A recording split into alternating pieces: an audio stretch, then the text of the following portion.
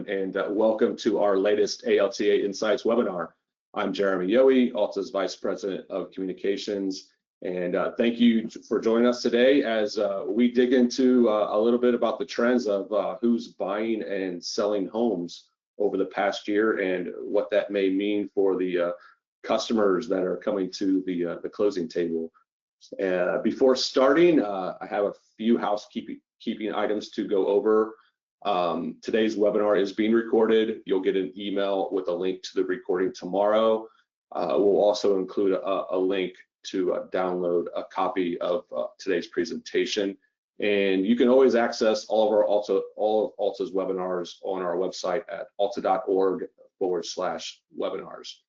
If at any time you have a question, submit them in the questions box. We'll hold some time at the end for Q&A. I do need to thank SoftPro for sponsoring today's webinar. And before introducing today's speaker, we have a short message from SoftPro.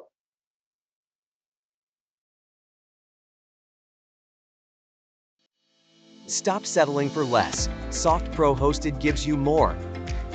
Cut IT costs. No need for in-house IT or expensive hardware. Work anywhere with remote access from anywhere with an internet connection. Automation tools streamline repetitive tasks and minimize errors. 90+ vendor integrations to order products and services without rekeying your data. Learn more at softprocorp.com/choose-hosted.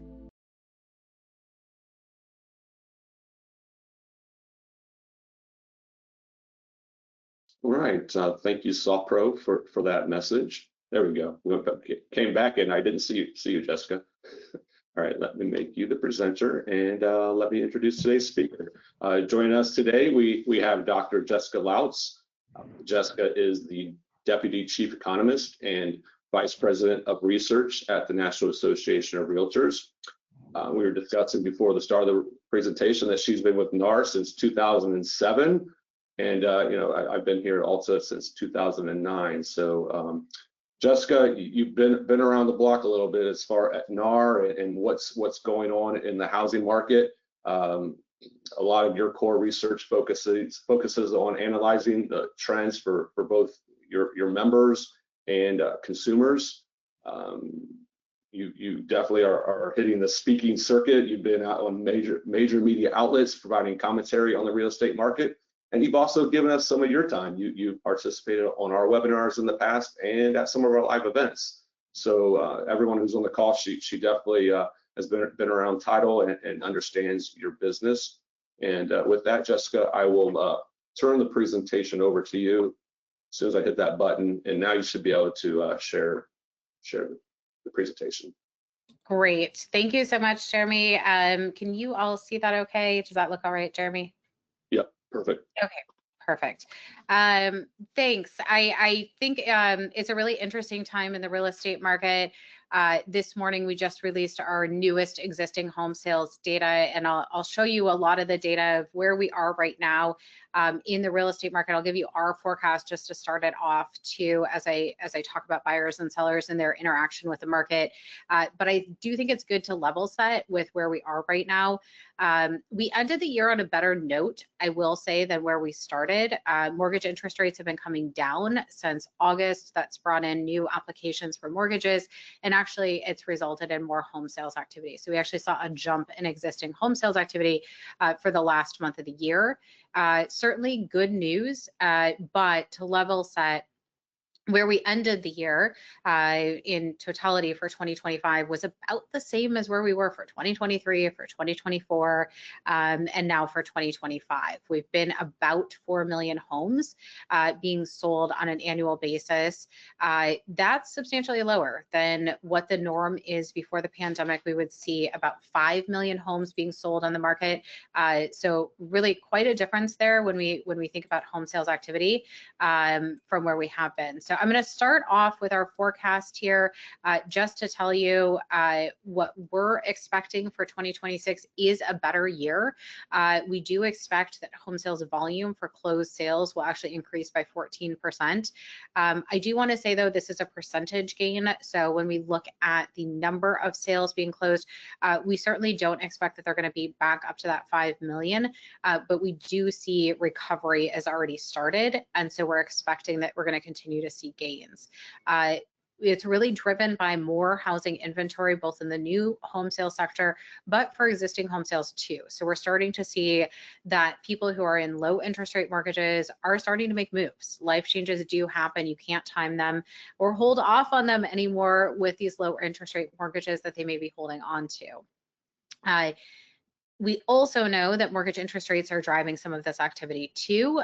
They're about a little over 6% right now, but I'm hearing and I'm seeing that people are actually getting rates under 6%. So that's certainly possible in today's housing market to score that lower interest rate. And if it is, that does mean more activity in the market. Home prices, we are expecting that they're going to continue to go up. And the reason why is because of that lack of inventory. Even though we're seeing slightly more building activity, we know that we're short a lot of homes in the market. So looking at different markets around the country, if you're in any of these, Jeremy and I were just chatting, Columbus, Ohio, seeing more activity, Spokane, Washington, Salt Lake City.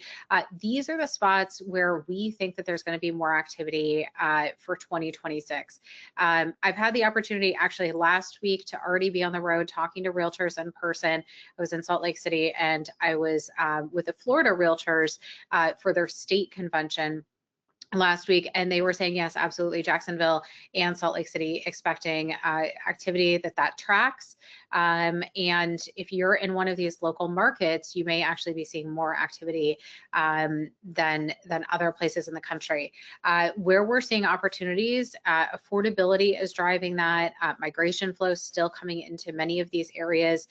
Young adults having a lot of pent-up demand. I'm going to chat about a lot of that data too, and what can be driving that activity.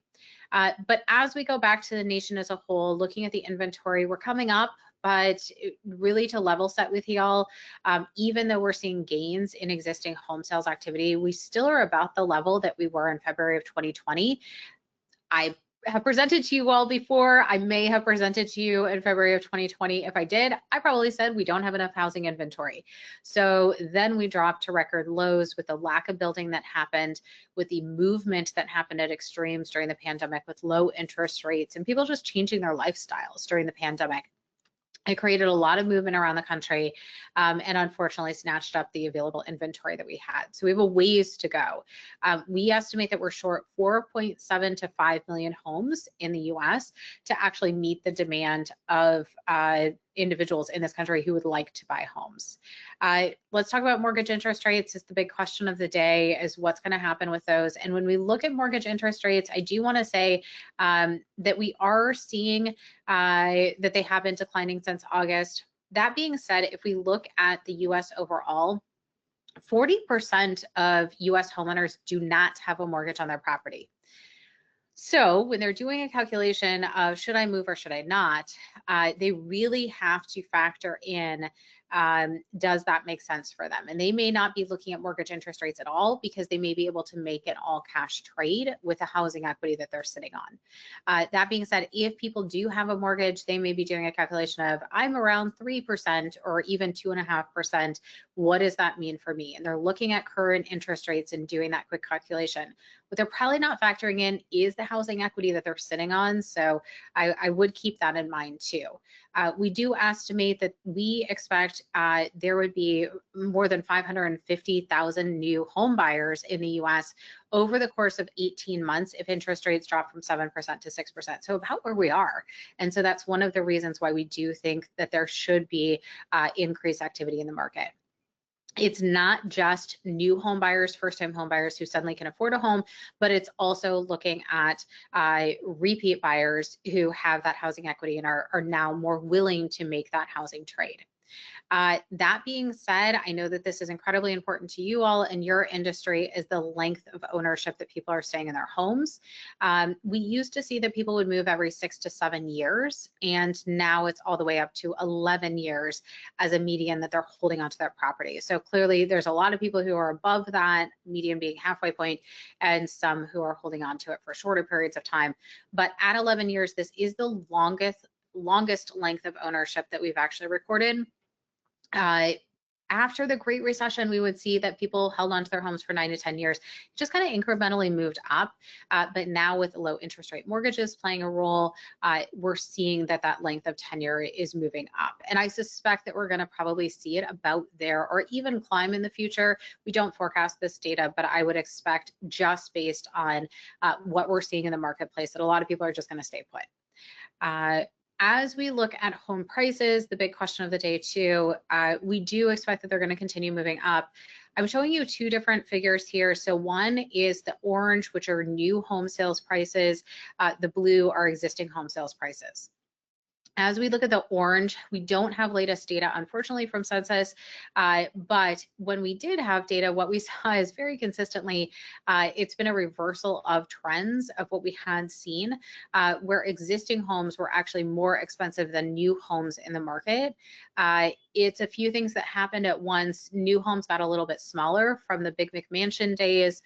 We also know that new home builders are giving concessions. So you can even find rates as low as 4% in the new home sector.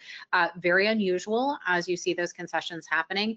It's unusual because at the same time that that's happening, existing homes, about 20% of them are moving more than the asking price. And that's very consistent of what we have been seeing. It's not every home that's listed, but for that perfect home that comes in the market in the perfect neighborhood, we're seeing it have a bidding war, or at least 2 offers on that home. And so this is a pretty unusual housing market on lots of measures, but this is certainly one of them. Home price appreciation, I always think that this is really interesting. So if you're in any of the states that are in green here, you have definitely surpassed the odds. So looking nationwide, what we can see is the typical homeowner has gained about 50% housing equity in the last 5 years. That is a tremendous amount of gains. If you're in Montana though, 70%, if you're in Maine, 80% gains in housing equity in 5 years, Florida, 69%, Tennessee, 70% there. So you can pick out these really strong winners as homeowners who are gaining this housing equity. That being said, of course, I'm an economist, so we have to take everything negative. It's kind of a requirement that we have that. So if we take the negative side of this, of course, that means that while the homeowners are really gaining this housing equity, that for first-time home buyers, their qualifying income to enter into homeownership just keeps going up. So we're really seeing that first-time home buyers are suffering in this market. I'm going to show you that data in a second, but I want to lay the groundwork with this, that the qualifying income to get into the market just keeps moving up. So the household income required is now 6 figures to purchase the typical price home in the US. The only reason why it's moved down a little bit is a reflection of the slight decline that we've seen in mortgage interest rates, but at the same time, home prices keep going up. The big caveat with this chart is that this is with 20% down. And we know the typical first-time home buyer is just not able to put 20% down. When we look at home buyers in the last year, what we can see are really big gains in all cash home buyers. So for repeat buyers who are purchasing a primary residence in the last year, 30% actually made an all cash purchase. If we look before the pandemic, we would see that share at 15%. So it's essentially doubled what we have seen historically. This does not surprise, I think, many folks out there because we can see that a lot of baby boomers are making housing trades right now, and they can use that housing equity and purchase their next home with cash or have a very sizable down payment. We know that when we look outside of primary residence buyers, we look at vacation home buyers and mom and pop investors, we're looking at about half are paying cash for that. So you can see a lot of cash in this market. I do want to pull out this thread though, among first-time home buyers, about 1 in 10 first-time home buyers are also paying cash. Very unusual to see this in this housing market. And if I combine that with this slide, what we can see is that down payments are also up.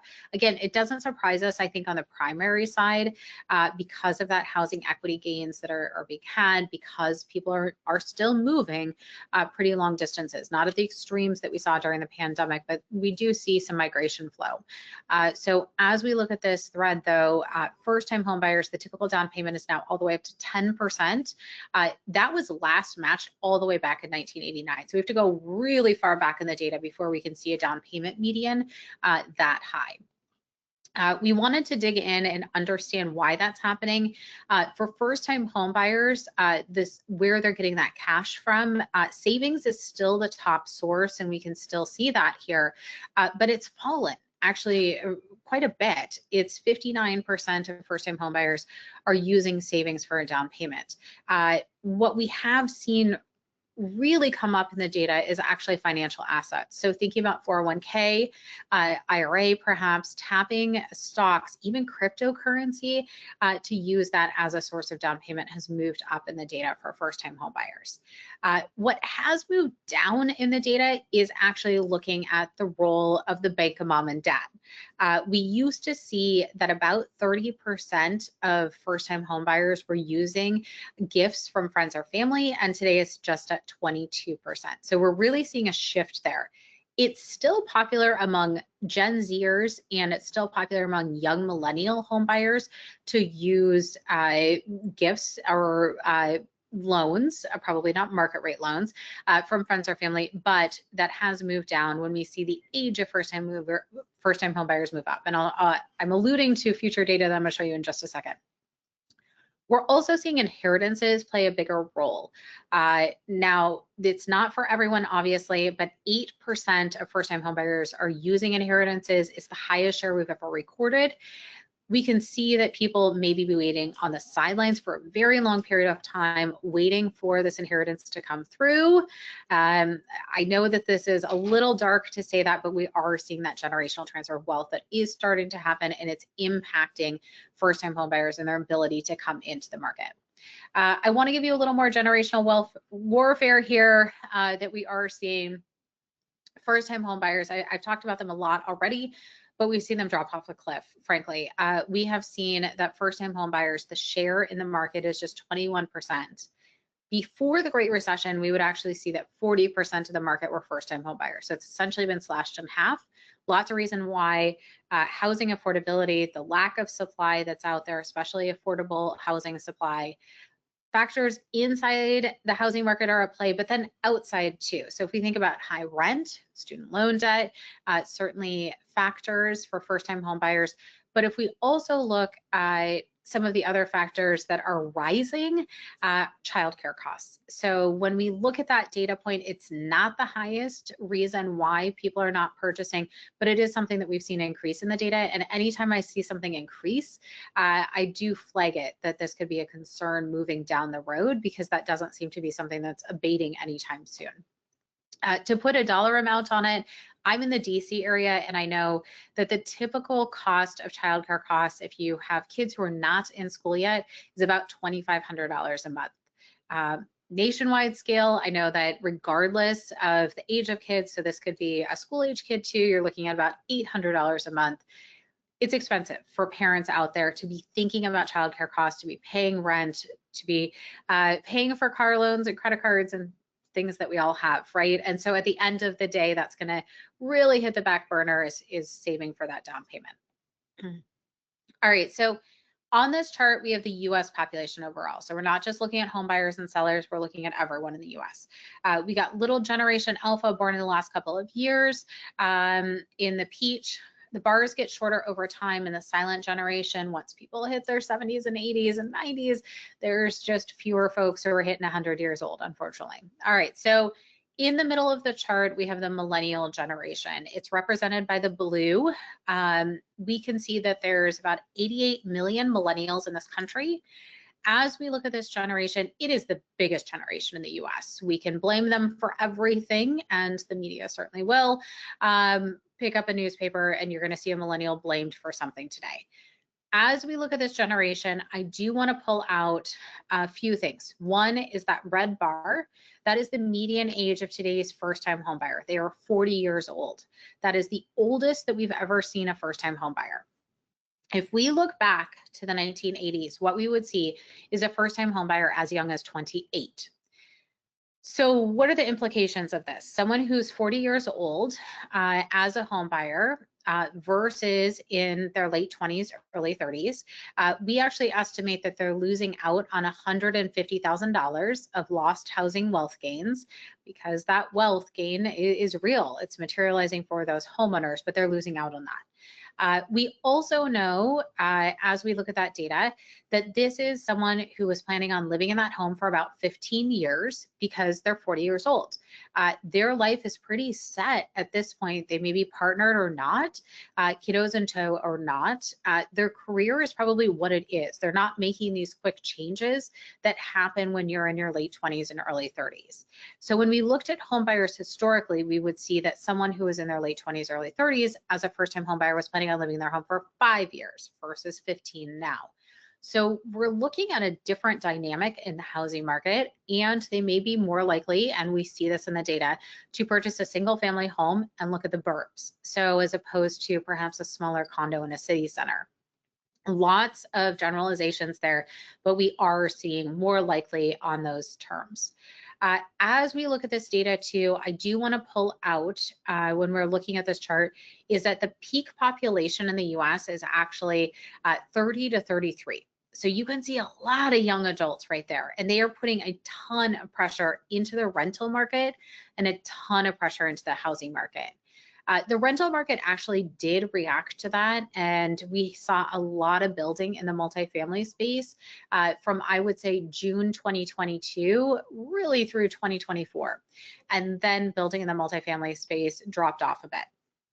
As we look at that, the one thing that hasn't reacted to that is the housing market. So we really do need to build more for sale properties in the US to meet this pent up demand that's there. Because if there are properties out there that they can afford, they will jump into the housing market.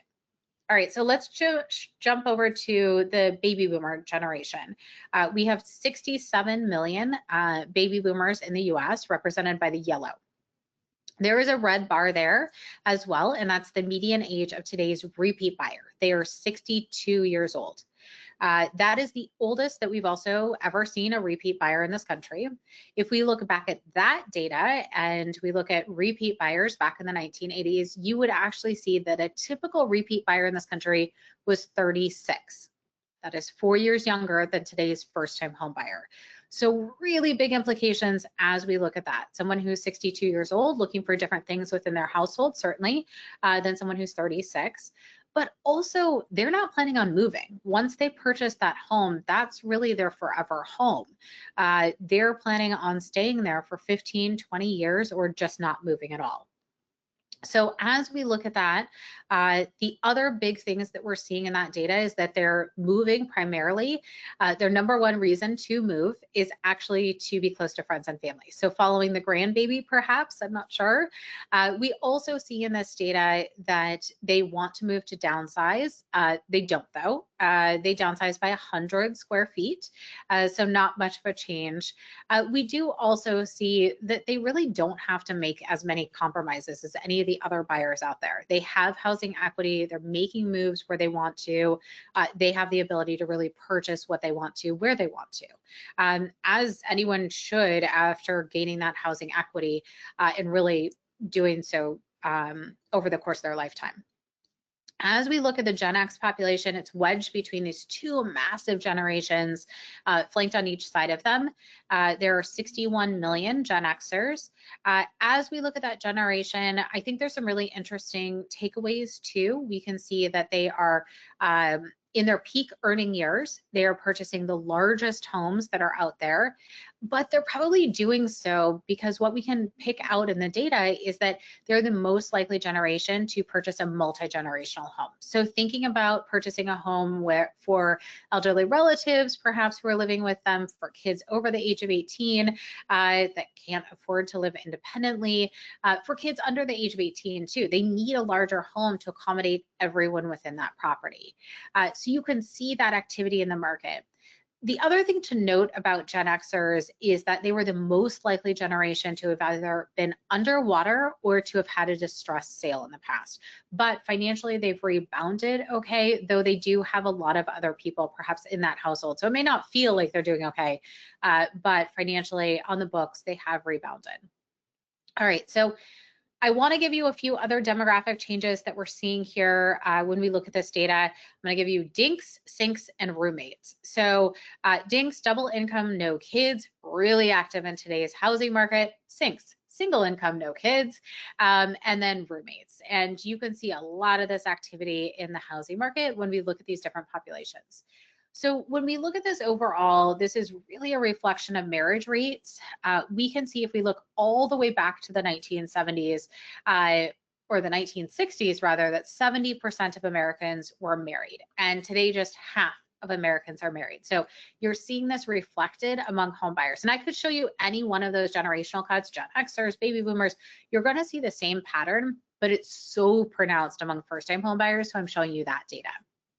When we look at 1985, you would see that 75% of first-time homebuyers were married, and today it's just half. Big implications with that statement. So thinking about that married couple has dual incomes. They have this buying power. They have a fallback plan. They have a lot of incentives, right, to purchase a home together, where a single woman, on the other hand, is purchasing on the lowest household income. Yet, I do want to pull out that she is 25% of the buying market for first-time homebuyers, and she's very sizable in any of these generational cuts as well. She's always second only to married couples. So she's out there and she is purchasing a home, but she is doing so on a solo income. We're seeing a growth in unmarried couples and a growth in roommates in the housing market. For single men, there's an opportunity here, but the data is flat, unfortunately. We really have not seen much change here. All right, so here's where we get to the no kids part. When we look at home buyers back in 1985, we would see that 58% of them actually had a kid under the age of 18. Today, we're just seeing that 24% of home buyers have a kiddo under the age of 18. So we're seeing this huge drop off. When we look at the data, we know the market is dominated by repeat buyers and their median age is 62. So on its face, we know that that's going to be a huge reason why we're seeing this change.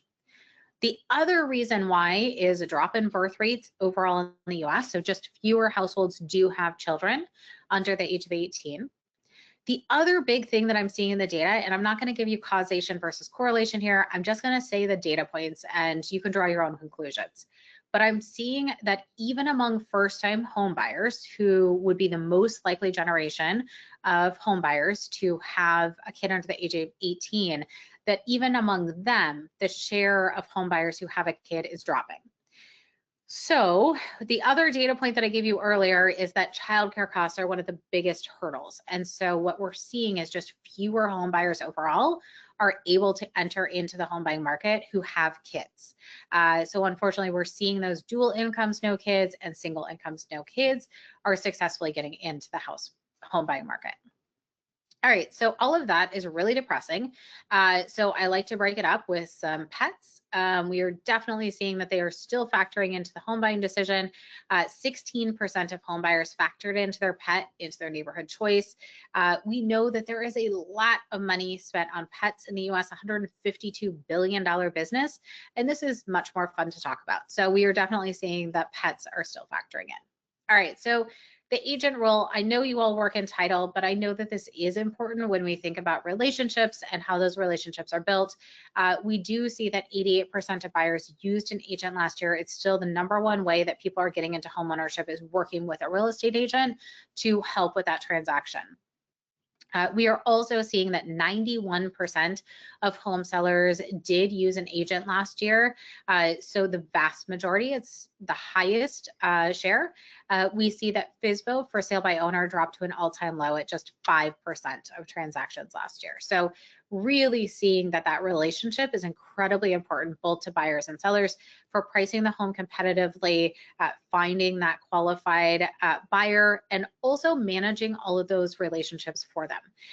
We know that on the buyer and seller side, that looking at someone who will do the all-encompassing transaction is the most popular way that buyers and sellers are going through that transaction versus piecemeal ad hoc, just listing the home on the MLS or just helping with that buyer to find the home. They really do want someone who's going to help with every bit of that transaction. I just want to really reiterate here that homeownership is the #1 way that we are seeing that is a wealth building tool.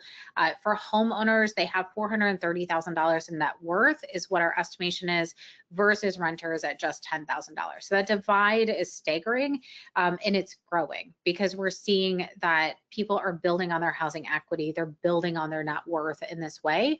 And so we're continuing to see this divide. The other thing that I will say is that I know many of you actually are local advocates. You go to your council meetings, you pay attention, you're advocating for more housing inventory. And so these last two charts I think are really good in helping with that. Also, it just really reiterates how there is an entire ecosystem in the housing market. For every home that's sold, it's adding $125,000 because it's not just that house, it's also all of the professions, whether it is title or appraisal, the inspectors and so on, who help with that transaction. With that, I'm happy to answer any questions that you may have as well. All right, thank you, Jessica. And yeah, and some slides there at the end. Stats that NAR provides, nice QR code there. You'll get a link tomorrow to download a PDF, so you'll have all that in your inbox. Jessica, thanks for breaking down the trends, in NAR's home buyers and sellers profile. Amazing that the average age of first-time buyer is 40 years old. I guess that just really highlights, the affordability issue. I mean, going back decades of when I bought my first home right out of college, I mean, I was 23, 24, and it's seeing how much equity I've been able to build in different homes I've owned, as you highlighted, of a decade that someone may be missing out on that opportunity. And it seems like the data just reveals how the market's just even more polarized. You have the equity rich all cash buyers versus the first time buyers who, as you said, are at historic lows. We do have some time for Q&A, so if you have questions for Jessica, drop them in the questions box. As a reminder, if you missed parts of today's webinar, or if you think others in your office would benefit from listening, again, you'll get a recording, a link to the recording tomorrow, and all of our webinars are archived at alta.org/webinars. A couple of questions coming in. Let's see here. Maybe look at it from the volume perspective. I think the past couple of years, title companies have kind of right-sized their staffing. But what signals should title professionals be watching to anticipate changes in transaction volume before they show up in the data in your slides? Well, we're starting to already see it. I think that we're seeing that mortgage applications are up, and we've been seeing that really pretty incrementally, that mortgages have been coming down and applications have been trending up since August. It does take a while though, right, to find that right home. There's limited inventory still, especially at particular price points. So while someone may have put a mortgage application in, it's probably still going to take a minute for them to find that home, search the home, and then head to the closing table. So I would say that we're starting to see that activity in the home sales market. Yeah. As you highlighted on the one slide about the different groups of homeowners, and the average age of the second time buyer being what, 63? 62, So, yeah. 62. How does that impact the type of homes that are sold and bought? You know, if I'm toward that age and I'm going to be wanting to downsize, am I buying condos? I mean, could you maybe provide a little bit more color into, you know, how that impacts the types of inventory that's bought and sold? Yeah, that's a great question. So what we're seeing is that 62-year-old home buyer, we dug into the data yesterday, actually. A researcher was working on that, and she was chatting with me about what she was finding. That 62-year-old is downsizing by all of 100 square feet, and we were literally in our offices, we were trying to figure out, is that a bedroom? I don't think so. I think it's too small to even be a bedroom, maybe a large bathroom in a really nice house, which the DC area doesn't have homes that big generally. So we couldn't figure out what that size was. What we also know is that they are still likely to buy a single family house. So when we think about the warfare that's out there for housing, and you're seeing a millennial who is 40 years old, who's been waiting on the sidelines for years, finally getting into the housing market, looking for a single family house. And then you're also seeing a baby boomer who has a ton of cash and housing equity rich, buying a single family house. And so you can see this really budding of two generations in the housing market when we look at this data. I would also say too is that Gen Xer is also looking for that type of property, but even bigger, because they need to accommodate so many people within that home, and they're also in their peak earning years. While we could see also that baby boomers are purchasing the newest homes on the market. So perhaps new builds that they don't have to worry about upkeep, or an HOA that'll take care of the upkeep. Certainly there's even single family homes out there that will have HOAs, and maybe that's something that they're looking for. So new builds, they're getting them maybe spec'd out the way they want their home to be as they age in place. Exactly. And I would also, aging in place, I think, is really important to keep in mind too, because when we look at the housing stock in America, of existing housing stock, ARP estimates that less than 3% of US housing stock is actually safe to age in place in. So thinking about no step entryways, thinking about universal design features like a shower that you just walk into versus a bathtub, or thinking about low enough countertops to do food prep, or light switches you could actually reach from a wheelchair. The list goes on. And I think that we don't realize these things until we're really faced with something, even something like an injury, and then you realize, oh, a walker can't get through here, or crutches, this house is not made for crutches. So these things suddenly come to a front quickly. Yeah. All right, let's see, a couple more other questions coming in. Long term, do you see housing demand falling as population declines, since fewer people are having kids? I think that's so far down the road. And I have to say it's so far down the road because when we look at the millennial generation, the biggest generation that we have, their home ownership rate is so suppressed. It is lower than Gen Xers at the same age. It's lower than baby boomers at the same age. So if we actually start meeting the demand of these millennials, I think that we're really looking decades off before we start having an oversupply of housing. The other thing that I would point out too is that people are healthier. They are living longer.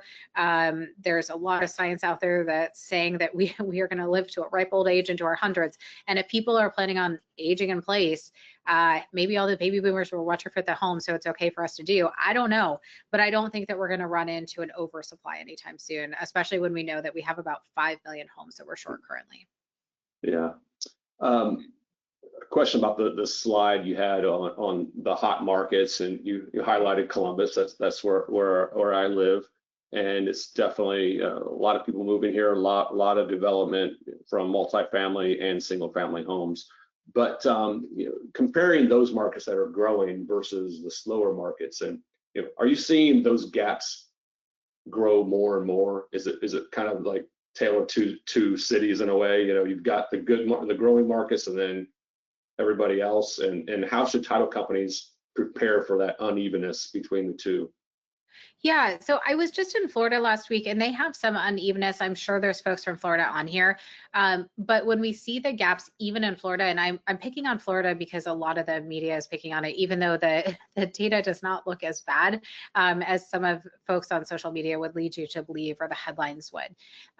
When you look at specific areas, there are pockets, but it's not really a tale of two cities. It's really looking at, these are extremely, these are markets that are pretty hot, and these are markets that are doing okay, and they're seeing a more balanced market, but it's certainly not a buyer's market in many areas of the country. Yeah. This is kind of a question from me and a little bit of commentary as well. Here at Also, we are really focusing on how fraud impacts housing affordability. You know, fraud, oftentimes, it seems like a background issue, but, its effects do ripple through the housing market. And when fraud increases, costs rise for everyone. And, unchecked fraud, raises the cost of buying and owning a home, particularly for first-time and middle-income buyers. Do you see also that same impact that fraud does have on the housing market and affordability? So I'm definitely not the expert on this issue, but we did do a report on deed fraud, and I'd be happy to send that to you. So when you send out the slides, you can definitely check out that report too. Okay, yeah, thank you, Jessica. And then maybe, again, reminder, send your questions in the box. Otherwise, it's kind of slowing down. Maybe one more, just, forward thinking. Actually, I have another one that popped in my head. But if you were advising title professionals, I know you're in our space, but if you're advising them for the next 12 months, what would you tell them to prepare for now rather than later? I mean, you did project, the market's going to increase. I forget what the percentage was from last year, but you also compared it that it's significantly lower still from pre-COVID. Yeah. So, where are we kind of going, in through 26 and 27? Is it are we going to inch closer to pre-COVID, or we kind of expect slow incremental growth? I think that we can expect slower growth through this year. I mean, I think this year is a year of recovery, which is good news after it's really been stuck in second gear for the last 3 years. So we're starting to see some momentum. We need to continue on that momentum though. And so I always hesitate. I don't want to get overconfident, certainly, but I do think that there are a lot of positives right now when we look at the housing market, and there's a lot of reasons for optimism right now when we look at the housing market. The other thing I would say for title professionals is that I think that we're going to start seeing people who have been in their homes for really long periods of time. And I think the reason why is twofold. It's one, those low interest rate mortgages that people are starting to separate from them, but they may have been in their homes for longer than that. And we also have demographics on our side on that one as well. If we are seeing that the median age of home buyers is 62, that means that half are older than that, and they have been in their homes for long periods of time, very likely. And so I think that that's going to impact your industry as well. Yeah, that made me think how long I've been in my house. It's 12 years, and I'm super young, so I mean, I don't know what's happening. Actually, I had a couple more questions. Jessica, maybe we can get through these and we can wrap up. Question on price appreciation. Do you see price appreciation slowing down, especially in states like Montana and Maine? You kind of highlighted them on a slide earlier. Yeah, I mean, I will say Maine is just wow. The 80% price appreciation there. Montana is very, very strong too. I will say that there was some softening in some of that, but then it started to rebound. And so, I'm not sure on an individual level where that's going to go, but it does seem like those are really attractive places still for people to move to or to purchase a second property. And so that could also be a driver there. I mean, or if you're buying a ranch, I mean, right? Yeah. All right. One last one, and we can wrap up. And maybe you can deflect a little bit because it is a good question, but it gets to the root of what is holding the market back. Do you think it's more a rates issue, an inventory problem, or regulations, or all the above, or nothing? Okay, so I will say if we look at new home building, it's definitely regulation. So, but on a local level as well. So thinking about that really holding back the market in many communities from not building enough. But builders will say that there's lots of reasons, whether that's labor constraints or the cost of materials as well. But a lot of it just comes down to regulations, which can add a quarter of the actual cost of a new built home onto it. Then we get to prices. I don't think it's just mortgage interest rates. I think it's the cost of homes. And I think that's because of supply. We know that that has really driven up the existing home sales price in recent years and become out of reach for many consumers. And frankly, mortgage interest rates are below the historical norm. It doesn't mean a lot, though, to someone who is looking at a home that's $400,000, whether that interest rate is at 6.5 or 6, they're still seeing a $400,000 home. And so I think we have to take the totality of the cost of homeownership into account there. All right. Well, Jessica, we will wrap up today. Thank you for taking some time and, again, breaking down trends highlighted in the home buyer and seller profile. If you could, send the deed fraud document you mentioned, and we'll include some additional information that Alta has on the seller impersonation fraud, and you'll be seeing some communication come out from Alta that discusses more about the fraud, the impact fraud has on housing affordability. With that, Jessica, again, thank you for your time and sharing your expertise. And until the next webinar, take care, everyone. Thank you.